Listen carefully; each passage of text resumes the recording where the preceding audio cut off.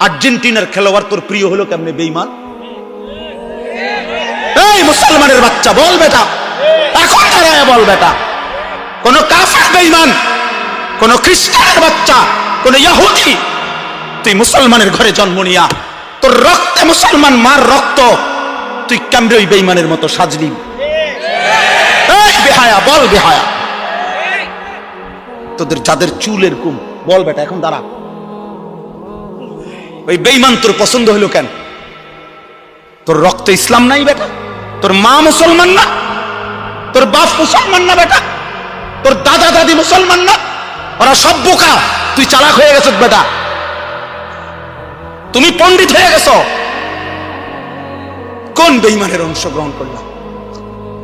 কেন সাজলা বেঈমানের মতো? তোমার নবী নাই, তোমার রাসূল নাই, তোমার আল্লাহ নাই,